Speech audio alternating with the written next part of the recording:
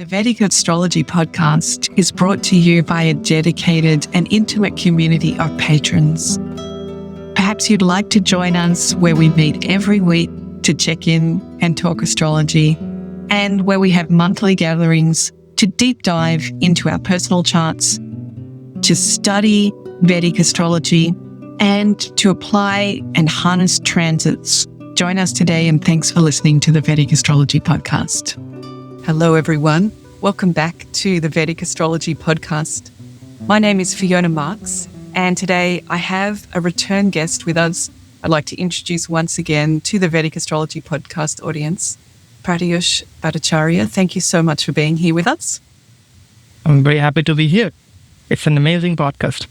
Thank you. And if you guys remember, in season 3, episode 12, Pratyush was generous enough to come and speak to us about his book, Decoding Zodiac, with Vedic Astrology Volume 1, Rasi and Graha Interactions.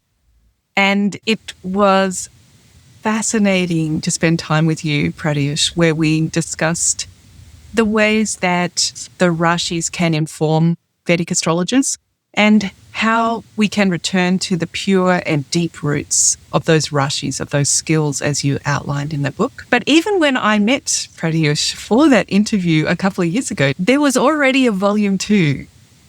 Yeah, in the works. So you've obviously been really busy since we last saw us, and I'm delighted today to have the opportunity to share with our audience this new volume.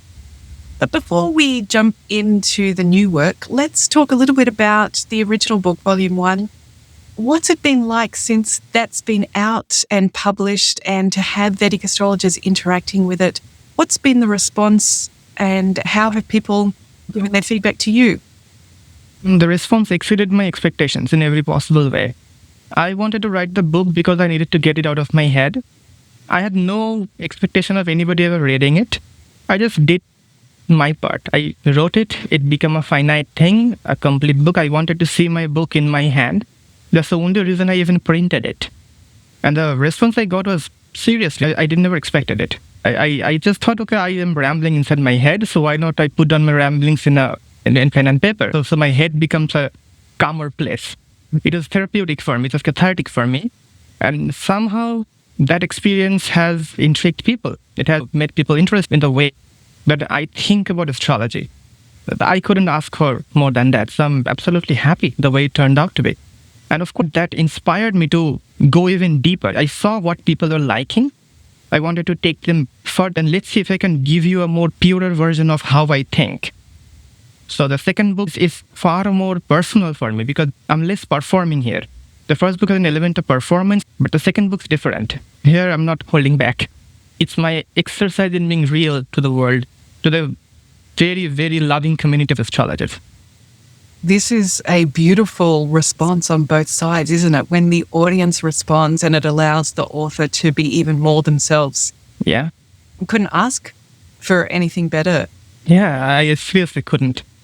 Perhaps one of the reasons why the audience responds in that way, I personally find when I'm reading it that Pratyush is a great friend to me as I'm reading. He's really trying to speak to me and keep the concepts, the philosophy, the techniques in bite-sized pieces I can grasp one at a time. And it's almost hold my hand through the process, give me examples. I also personally, I love diagrams and tables. If things could be displayed visually, I'm always going to Me too. receive them a lot more. I try to do this. Thank you so much. And I guess that brings me to a question that I had, because when I was interviewing you for Volume 1, there is so much in Volume 1.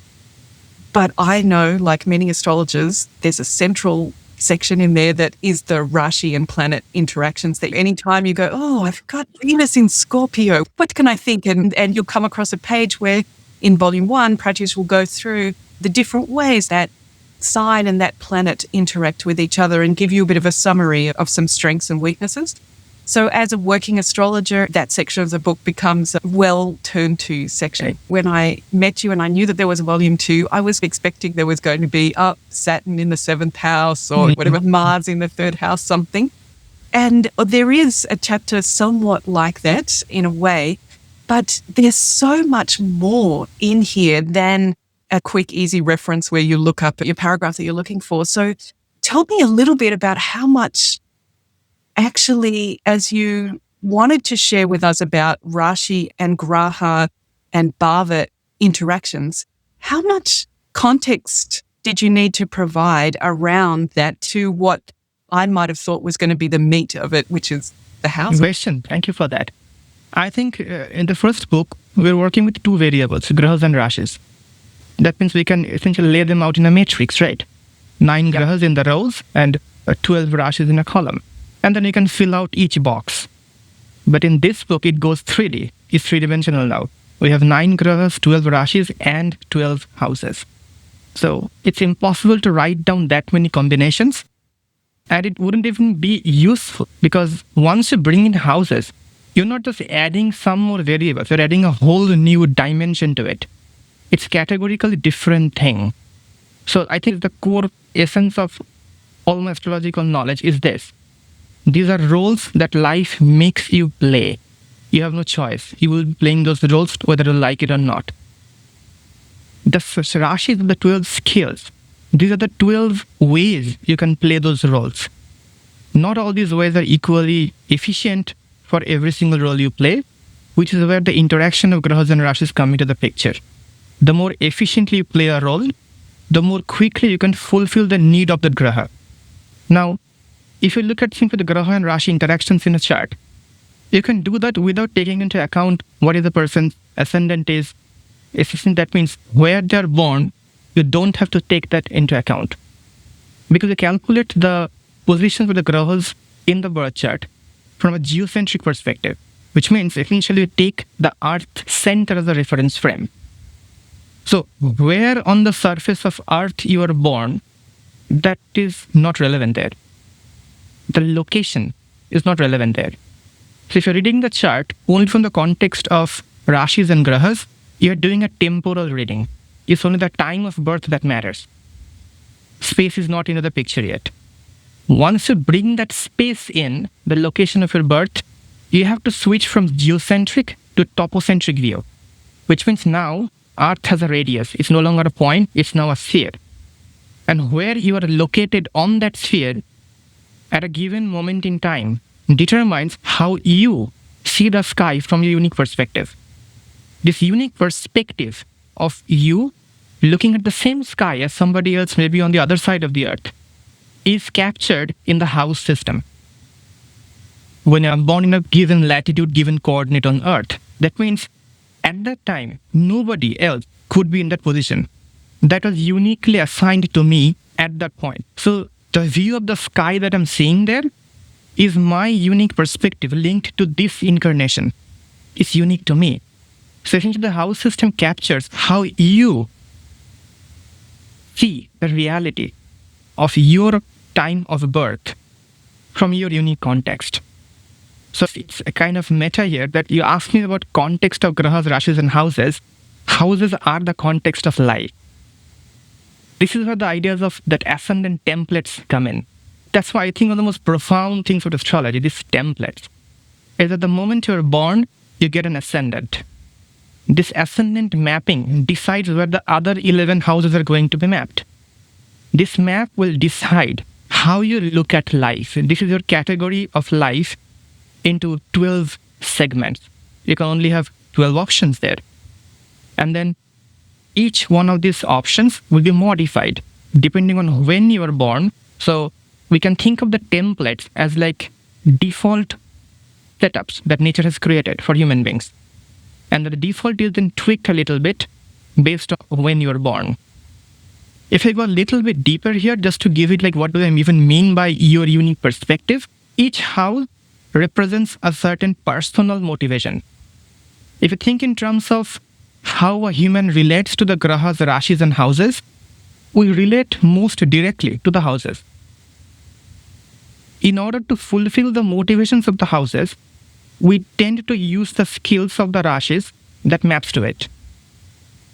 But as we practice the skills of the rashis, we inevitably learn to embody the roles of the grahas that rules them. It's more like nature's way of setting a certain sequence of traps. It will make you pursue the house so that you are forced to practice the Rashi. If you practice the Rashi, you cannot help but become better at embodying the Graha that the Rashi rules. It's all like this very nice conspiracy where nature is telling you, I'm going to make you embody all the Grahas. But I know you're not going to do it on your own because you are children. I will make it personal for you. So houses are nature's way of making the zodiac personal to you, personal to all of us. I think that's the context. And that picks up on so many beautiful things in the book. One of them is that you take the time to explain what you've just been talking about there of the Rashis as being earth-centric and then the houses as being this, I think you say topocentric, but to the person, how these two spheres interact with each other. And you've just encapsulated that beautifully. And in the book, I think it's chapter 11, and there we have those diagrams of the two spheres interacting with each other. The local space and the topocentric sphere of the Earth, yeah. Exactly. So if you're struggling at all with understanding cusps, right there in the book is this great diagram. And as Pratyush is just saying there, you're saying it's a beautiful conspiracy to get these three different modalities or three different perspectives work together so that we get to experience life fully through the houses, the Rashis, and the planet. But I have here in my notes that there's so much to talk about in this book. I'm going to ask each of us to share our favorite chapter. And you already just shared my favorite chapter, which is the Ascendant Templates. And I think this is something that has always called to me about Vedic astrology.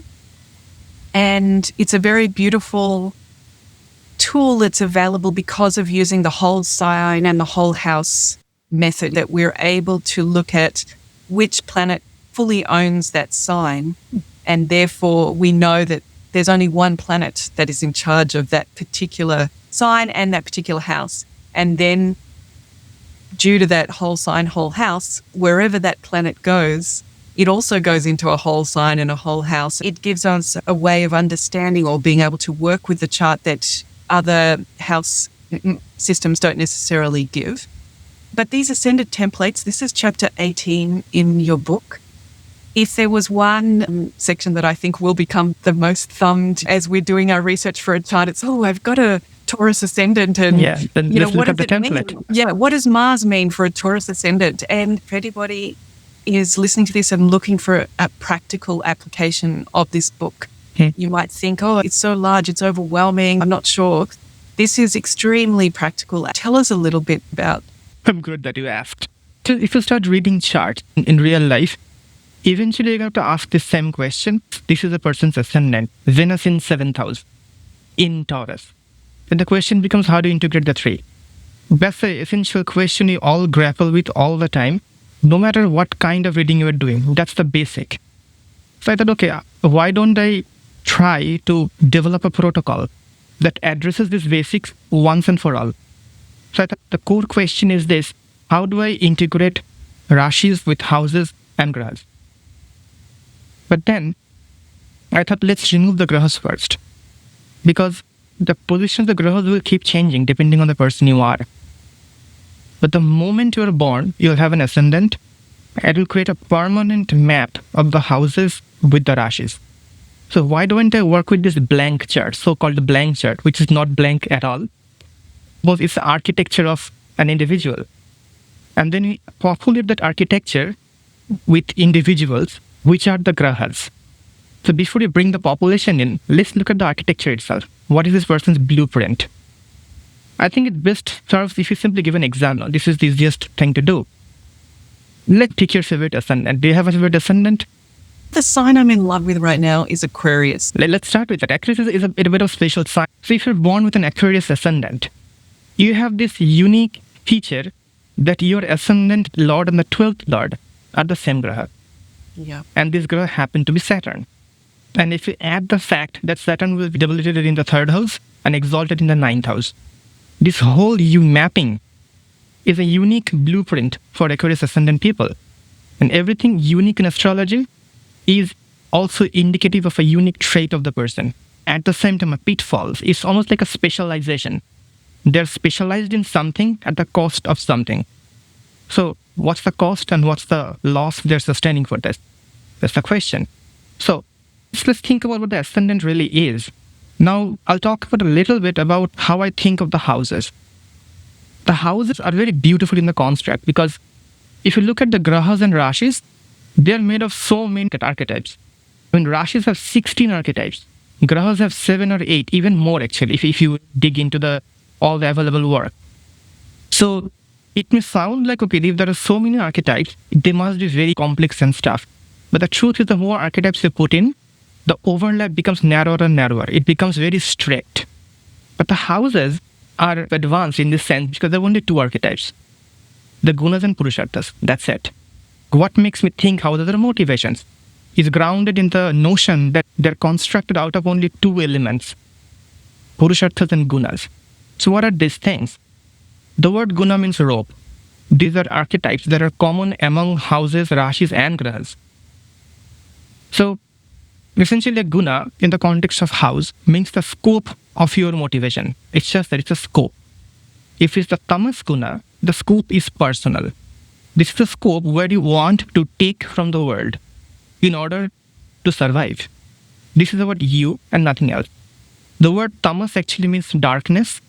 It doesn't in a negative sense. What it means is that if you're in a room and the room is entirely dark, the only person you're certain is in the room is you. There could be 10,000 other people. You don't know. So in the darkness, the only awareness that you can possibly have is of your own existence. So Tamas Guna indicates all motivations of you that are about you. Not because you're selfish, but because you don't even know what else is there. Then comes Rajas, which is about interpersonal. The word Rajas means fog. So it's not dark entirely, but it's foggy. In the fog, you can only see things that are close to you, that are around you, near you. You have vision, but it's limited. So you can think of your family, you can think of your partner, you can think of your colleague, but that's about it. But the moment you become capable of thinking of other people in your life, you cannot help but think about transactions. If the person is there, they will have their needs. If you are here, you have your needs. And you have to work out an equilibrium between how you fulfill each other's needs in a sustainable way. Rajas is the motivation to find sustainable ways of fulfilling each other's needs through transactions. Then comes Sattva. The word Sattva literally means ray of light. Essentially means sun ray. So now the fog has lifted. You can see, oh, I'm in a place where there's 10,000 people. I'm a part of my community. I don't exist in isolation. So this is where you start thinking, instead of taking, you realize as long as my community thrives, I thrive as a component of it. So Sattva is no longer about me or me and you. It becomes us. So these are the 3 scopes of your awareness of human being. As we live through life, we are parallelly engaging in all 3 motivations. You have to look for yourself, obviously. You have to look for people around you, but you also have to be looking out for your community as a whole. We have to do all these 3 things at once. Now, if I take a little psychologically think about it, when a child is born, they're only tamas. All they are physically capable of thinking and perceiving is their own needs. But as they grow up, they are taught to take into account needs of other people around them. But you have to share your food. You have to share your toys. We are teaching them to be Rajas because Rajas is the part that you need to be able to play. But then you grow older and eventually at some point you become a parent. Now you have to give back. You can't ask stuff from your child. It's only a place of giving. But why are you doing that? Because you're creating a new individual who will be the part of the community. Your raising of your children is how you give back to the community in the most fundamental sense. Because you're raised in the same way. At some point, you're giving it back. You're completing the circle. So these phases of life are very directly connected to also phases of a psychological growth. If you're a very tamas-driven person, then you are still fulfilling your child mind needs. If you're more of a rajas kind of person, then you have grown up to become an adult. You see the world as full of people who are equal in a certain existential sense. So interact that way. If you're driven by sattva dominantly, then you are a person who is very parent-like, like a guru kind of saint-like person who is always thinking about giving back. These modes are engaged in the house system. If houses 1 to 4 are more dominant in your birth chart, then you are more predominant toward tamas motivations. Your way of engaging with life is more about fulfilling your needs before anything else is. And then 5 to 8, we know the deal, it's the Rajas, and 9 to 12, it's the Sattva. And then comes the Purusarthas. The Purusarthas, the word Purush actually means activity. It's the actions you take. And Artha means what's valuable to you. So it's about determining what actions you take based on what's valuable to you. There are 4 Purusarthas: Dharma, Artha, Kama, and Moksha. Dharma means what's valuable to you is living by your authentic nature. You're created in a certain way, you have certain natural traits, you just want to live according to that. If you are motivated to do that, then you're driven by Dharma. Dharma means essentially be spontaneous, be your real self, don't try to conform, don't try to edit yourself to fit in, just be yourself. So, Tamas Dharma, if you merge the two, would be the first house. That means you must be spontaneous and non-conforming in order to fulfill your personal needs. The personal needs part come from Tamas, and the motivation that you must be spontaneous to be able to fulfill those needs comes from the Purusartha of Dharma. So Tamas Dharma is about individual spontaneity and authenticity. And we can map the whole thing like that. Earth houses are about worth. In a more deeper sense, Arthas are about expectations. The idea is this: okay, here's my first house, Tamas Dharma. And let's go to the ascendant. Let's do an Aquarius ascendant person. This means that your motivation of being authentic as an individual is dependent on your ability to use the skills of Aquarius. The moment you're born, this conditioning has happened in your mind already. You're programmed to conclude that what authenticity means for me as an individual is to be able to engage in the skills of Aquarius as much as I can. I must be seen, I must be expressing myself doing Aquarius stuff. And what that means is a whole new discussion. Aquarius stuff. And that should be my core identity. But every Aquarius ascendant person would think the same way. Doesn't mean they will all be equally capable in doing Aquarius stuff. That's where the second house comes in, which is Artha. The Artha is your standard of performance. It's at what level you are satisfied with the expression of the Dharma that precedes it. So, the second house will tell you, here's your expectation that you're setting for yourself. The second is what I expect from myself. I expect to do this way. I expect to earn this much. I expect to speak this way. I expect to be this healthy. These are my personal expectations. If the second house is predominant in my chart, I have a lot of personal expectations. This can make a person highly ambitious. They set high standards for themselves, which can even go pathological at some point. Third is where the Kama kicks in. The Kama is the opposite motivation of Dharma. It says, in order to survive, sometimes you have to fit in by editing yourself a little bit.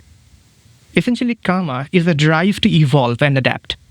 It tells you, as your environment changes, you must be able to adapt. So, your motivation to adapt to change is Kama. Tamas Kama would be your motivation to adapt to change in order to ensure your personal survival. Tamas Artha would be your motivation to set a certain standard for yourself in order to ensure personal survival.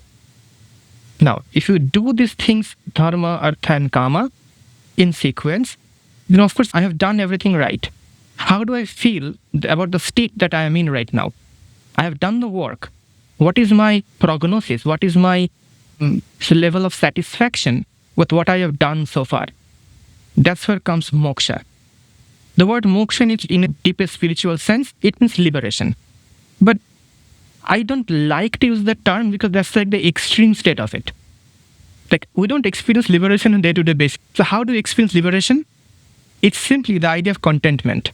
See, the moment you become content with something, You no longer think about it. You're content. It's done. It's in the past. You move on to the next thing.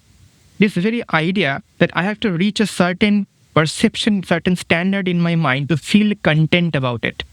The moment I'm content, because I'm no longer thinking about it, technically, my mind is liberated from it. I have let it go. So mokshas are about letting it go. It is about the motivation to seek contentment about your current status of survival. So let's say you're working at a job and the job tends to be quite difficult, but it also pays well, but maybe it's too far away from your home. Like there are so many parameters to it. And at some level, you are analyzing it, right? That, okay, is it really worth it? And even you say, you know what? Yeah, it's hard. There are some negatives, some positives to it. No, I couldn't do much better than this at this point. This is contentment because I decided I will be content with what I have right now. Now, if your fourth is afflicted or there's a lot of grahas in it, I would like to say this is like a focused fourth house. The more grahas are looking at it or in it, the more depends on fulfilling this house. So for you, fulfilling the fourth will be very important compared to somebody else around you.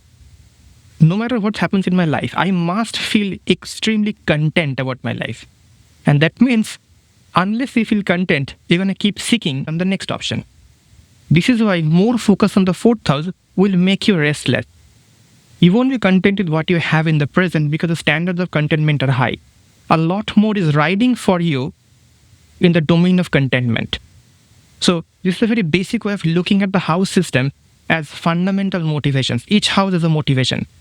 The 12 motivations are constantly driving us. Probably every day, everything we're doing, right from brushing your teeth to going to bed, every single thing can be mapped to one or multiple houses. And that's something I actually ask my students to do. I call this micro manifestations. Look at your day. At night, write a journal, but don't write normal journaling. Ask yourself, what first house thing did I do today? Write one instance of it. What second thing did I do today?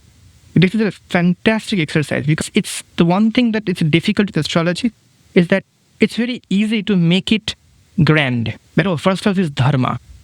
Fourth is liberation. Some things like that. But how does dharma looks like on a day-to-day basis? Picking the shirt that you want to wear is dharma. It's how you spontaneously want to adorn your body. It's a self-expression. These tiny things, that means if you see a person who really wants to pick their own colors, they probably have a dharma house somewhere, something going on there. These little matchings that when you take the chart and can see that in day-to-day life, this is the real magic happens. The Ascendant Templates are about doing this in a more sophisticated way, in a more rigorous way. Now you can come back to the idea of the Ascendant mapped to Aquarius and then the 12th map to Capricorn. The 12th house is a whole beast on its own. We will probably talk about it in a separate content. We'll see how it goes. But right now what it means is that the Ascendant is how you express yourself authentically. And if it maps to Aquarius, that means you would believe that in order to express yourself authentically as an individual, you must become capable in doing Aquarius efficiently. And then Capricorn, 12th in a very general sense, without going much deep into it, it's about learning to be content. When it's a moksha, it should be about contentment. It's about contentment with your place in your community. Right now, look at your life. Everything that around you has been built in the past, right? You're not building anything in the moment. You're experiencing what has been built so far up to the last moment that you have breathed. And our perception is based on that, right?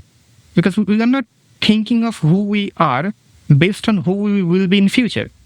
We're thinking of who we are right now based on what we have experienced in the past. And by past, I mean until the last moment you have breathed, this last breath. If you're satisfied with that, then you have fulfilled the motivation of the 12th house. You have sattva moksha. You're satisfied with the way you have lived. So for Aquarius ascendant people, that satisfaction is dependent on their ability to practice Capricorn. Now, what is Capricorn? Capricorn is the skill to bear your burden with the understanding that no one's coming to carry my own burdens. There are certain burdens in life that you must be able to carry on your own without any expectation from the world. So for an Aquarius ascendant person, the better they become at being at peace, to carrying their burdens just because they see this is how life is for everybody. Everybody has their own cross to carry. If they can reach that mode, they will find contentment with the life in the community. This is not true for other ascendants because their 12 do not map to Capricorn. They have to understand this idea that everybody is carrying their own cross. I just have to carry mine. And that makes Aquarius ascendant such a deeply, I think the proper word is karma yoga. Their ascendant structure is very dependent on service, that I exist to carry a certain burden, not because I am enslaved, but because this is how life is. I'm responding to life by carrying the burden that it bestows on me. So this is the Aquarius ascendant people can often turn to be quite spiritual actually. And their spirituality is not wishy-washy. It's very grounded in reality. If you go deeper into it, Saturn's the god of death, right? It's the god of time. They realize everything is ephemeral, everything passes. And this is deeply connected to an Aquarius ascendant person's core identity. They realize that they are not that important, that in this whole wide world, they're like this flicker.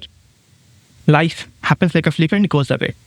So they just see the flicker and they believe that means the moment I'm born, the only reality that's constant for me is death.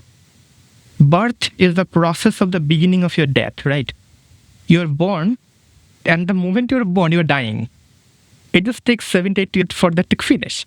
And Saturn-ruled ascendants is specifically Aquarius because for them the 12th is also mapped to Saturn-ruled ascendant, and this core awareness at some level is highest. They know life is very much mortal. So they are not worried about big things, they are worried about their mortal reality, how to be their best in this limited amount of time that's been allocated to them. And they end up concluding that I do my best when I carry my burdens without complaining. So that is one small example of how Ascendant Templates can be really profound, especially for the person who has this ascendant. It can be a deeply spiritual journey for people who are reading their own templates, that you have lived in a house for so long, finally you're seeing the blueprint of it.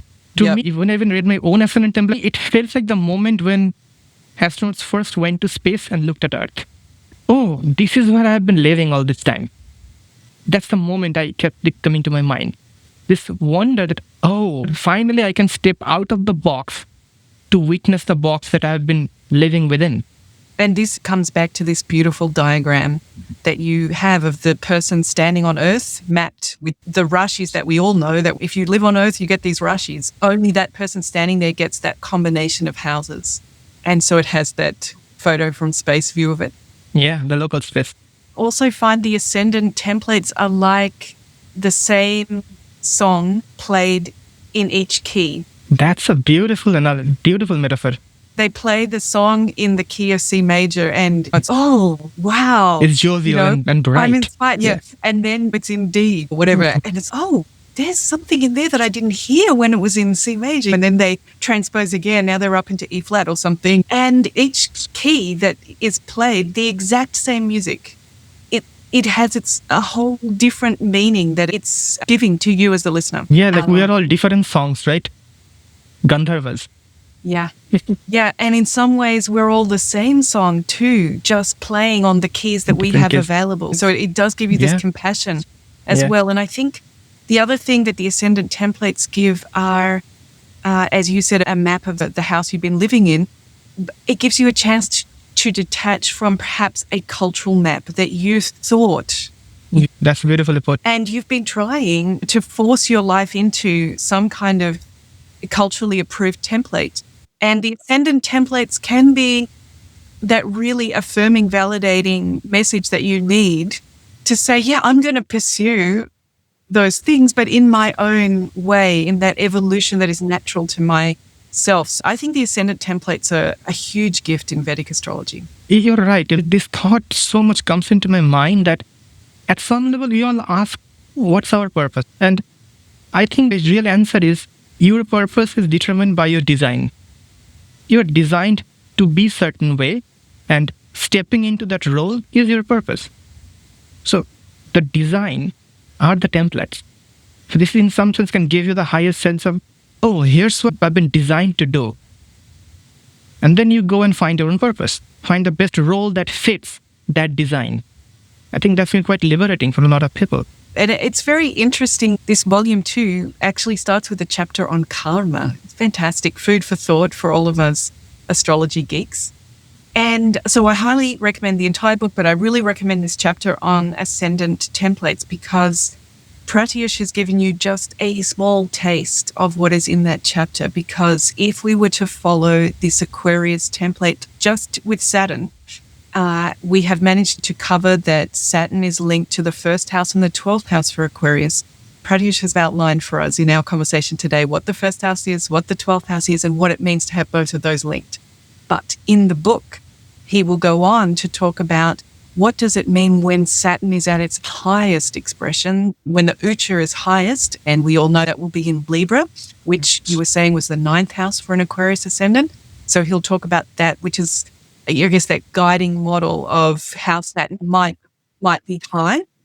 And he'll also examine how Saturn might find itself feeling low, which would be in that 3rd house. So even if your Saturn is not in the 3rd or in the 9th, Pratyush is using it as a way to look at the Graha archetype. As a spectrum. So that's what he would say then about Saturn. But then in the book, he's going to now go talk about Jupiter, which would be ruling the 2nd and the 11th, and Mars ruling the 3rd and the 10th. So everything that we just talked about, what that planet owns, the 2 houses, how they're linked together, what that means for that template, then the highest expression of that and the most maybe challenging from an Ucha point of view of that as well. So this map you get of the blueprint of your home is really well thought out and teased out in this chapter. On just that one Aquarius template, Pratyush and I could probably be here for 3 or 4 hours just talking about that one template. And perhaps I just want to highlight for people before I go that there are, in this book, there's sections that cover the Grahas, there's sections that cover the Rashis, and the sections that cover the houses. And in our conversation today, we've touched on at least some of the chapters in those sections. But we haven't had a chance to talk about maybe the more complex circumstances. So I would just want to mention to people that there are 2 chapters about the nodes, how to add them into this 3-dimensional enormous Rubik's Cube. And there's also a chapter on trauma and maybe astrological ways of understanding and being useful for clients, for ourselves, around our own traumas. And then there are also ways to apply Jaimini and Jaimini Karikas too. So I would say that the book prepares you with Rashis, with Grahas, with houses, then these special components, and then it finishes up with applying that all together. At the heart of this book, this is meant to be a book for understanding your own subconscious. That's the ultimate point of the book, that you're doing all these things to essentially create a map of your own subconscious. And that you cannot do that without understanding how the subconscious develops over time. And that development is deeply connected to your childhood developmental years through your teens and pre-teens, and what conditioning has been there and how you have evolved them at this point, how you have coped with them. That brings us to the idea of complex trauma. This is a whole can of worms that will require many episodes to unpack. But I simply say that this is the cutting-edge research in neuropsychology at this point. I simply leave with one quote that a lot of psychologists think that the DSM-5, which is the modern manual of psychological disorders, it's around 700, 800 pages long now. A lot of them think that if complex trauma is given its due, look at how childhood conditionings are playing a role in creating these conditionings, it would shrink into a pamphlet. Because almost all of this diverse symptomology has few core mechanisms. And that's reassuring for us, because then we know there are not 20,000 psychological disorders. They can be clustered back into 2, 3, 7, or 10 things. And this book makes this attempt to try to integrate that view into astrology. I'll be very honest, this is deeply inspired by Ernst's work. He's a genius. His work about the pack. That absolutely touched my heart. PAC stands for the parent, adult, and child. This is a way of understanding your mind into 3 components: the parent mind, the adult mind, and the child mind. Essentially sattva, rajas, and tamas in that context. But of course, it goes far deeper into it and makes it a whole psychoanalytic model of astrology. So I thought, okay, let's see if I can take this idea and build it into the very foundation of how charts can be read. So my way of reading charts are psychoanalytic. You're essentially reading the subconscious tendencies of the person, and you cannot do that without understanding what kind of wounds they have been carrying from the childhood. And I tried to give you tools to work with in the book to see if you can do that with using astrology. I will be working with that a lot more in the future, and the next book will be very much diving into it, a whole trauma-informed astrology thing. But this book introduces the idea and leaves you to figure it out and experiment with it, just starting a conversation. That's what I like to do. All right, sounds like we have our third conversation booked for volume 3 whenever. I did want to then circle back to the final chapter in the book. Is you're drawing together the experience of writing this book and the experience that you've been having of reading charts, and how you yourself have evolved as an astrologer, and how I think this is also in the introduction. I'm sure that this is a book that it would never be finished. You're always learning more. You're always wanting to revise and improve what you have the foundations of, but now you want to just slightly tweak. But in the end, you begin talking about your journey, where we are very lucky to have teachers like Ernst Wilhelm, like my teacher, Ryan Kurzak, who have given Vedic astrologers the process of reading a chart in a replicable way, because we're looking at these definable components and we're analyzing the same components off every chart. Every time we do a chart, we're always analyzing these components. The scientific method of reading charts. Yeah. I love Rand's work. He's brilliant. So this is great. And it has improved our experience of reading charts. And as you report in the book, our clients also feel really seen, because the work is extremely tailored to their chart. And at the same time, it can feel like perhaps sometimes we just turn the light on for them to some of their and it's too harsh for them. So I have more knowledge now about, why there is then what do I do about it? And that I think we're both coming to a similar remedy to that approach, which is that we still want to really personalize, understand each chart. That is our work. And at the same time, you mentioned this awareness of the mythological archetypes, of the mythological hero, that each person is in their chart, that they are connected to a greater story of humanity and spirituality. I'm very inspired by that, and I just wanted to give you a chance to share a little bit of that too. Let's think of it this way. Say you made a little sacrifice today. Maybe you were eating your food and you found somebody maybe they forgot their lunch at home. So you just shared a little bit lunch, knowing that you wouldn't be totally full in your belly if you shared it. This little sacrifice, in scale it's small, but in category, it's no different than Jesus going to the cross. It's a sacrifice. And you did that just as selflessly as him. But scale was much smaller. You're like a tiny fragment of Jesus. But you had been Jesus. Think of Superman. He's an alien. He has nothing to gain from this world. He's already perfected, invincible. He still keeps giving back. His whole existence is sacrifice. So if we look at our lives as not who we are, but at what we do, every small action that we perform are categorically belonging to a certain archetype, a certain journey of a certain hero, a certain myth. For instance, every time you're feeling something difficult in your mind, and you somehow learn to process through it, you're going through a Scorpio myth. A demon entered your mind, and you fought the demon and won. And you can think of this as like Dementors in Harry Potter. You can think of it as Indra cutting the serpent's belly and getting out of it. You can think of it like a phoenix arc, that you died and you're reborn. And deep-seated trauma, when you learn to work through it, you're no longer the same person, you're a different person. That's rebirth. You belong to a club. You have a community. Even in your worst suffering, you belong to a club. So you can even read up about that. Okay, here's the club. Here are the people who went through the same thing as me. That tells you this is survivable. They survived. As a human, they survived, and therefore I can survive as well. It's like you have predecessors in every suffering that you go through.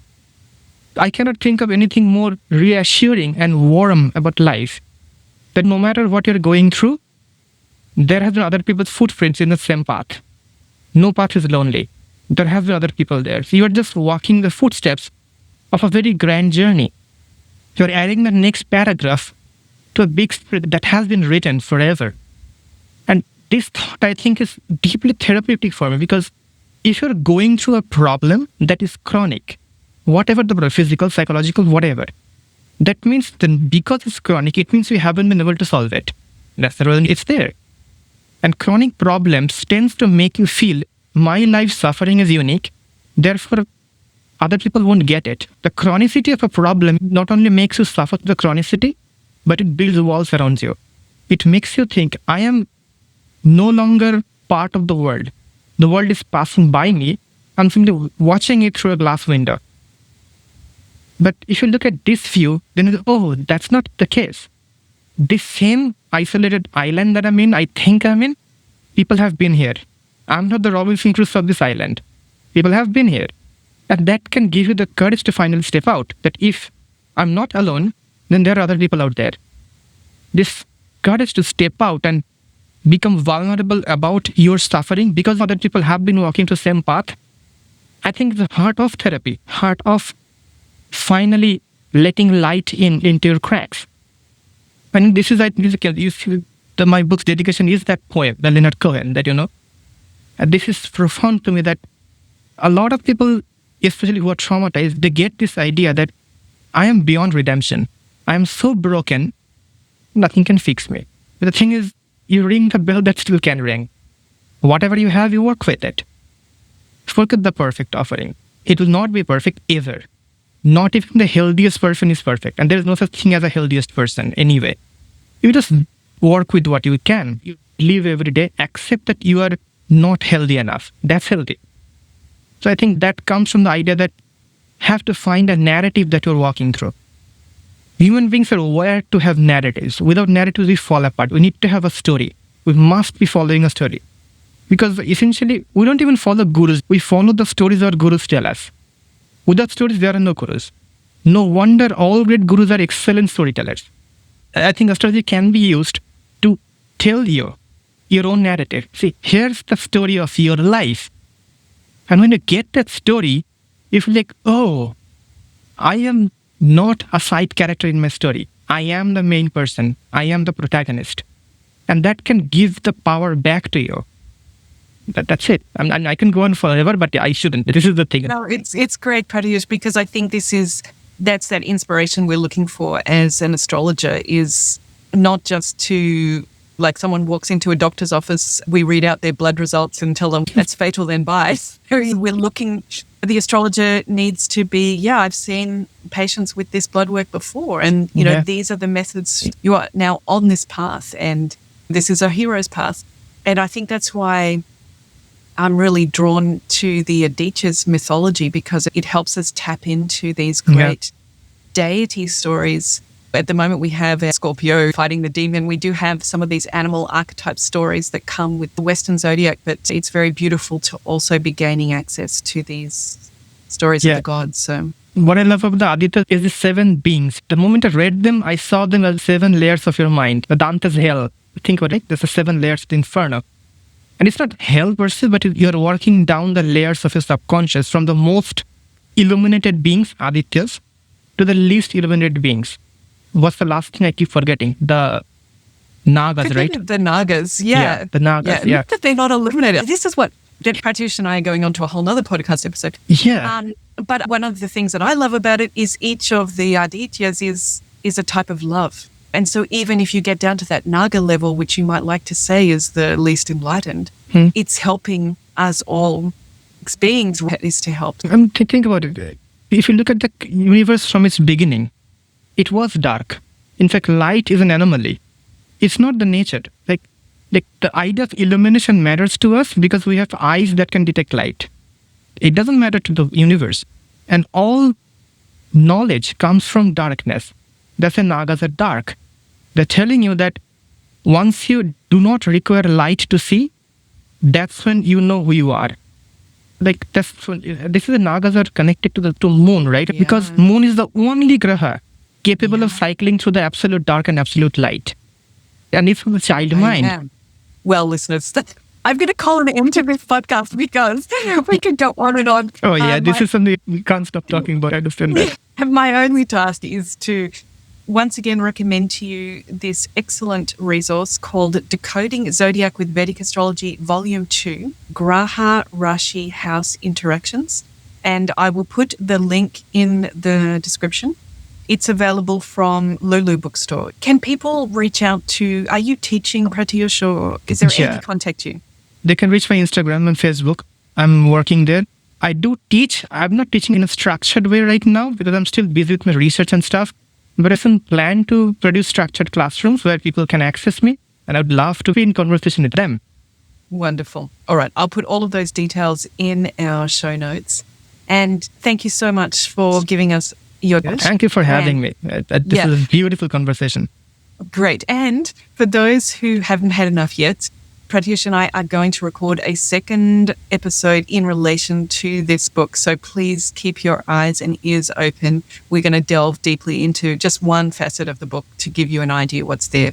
So for me now, it's my chance to say goodbye to you and thanks for listening, and that I'm looking forward to being with you the next time we're together on the Vedic Astrology podcast. Thanks, Pratyush. Bye, everyone. Thank you for having me. Have a good time, everybody.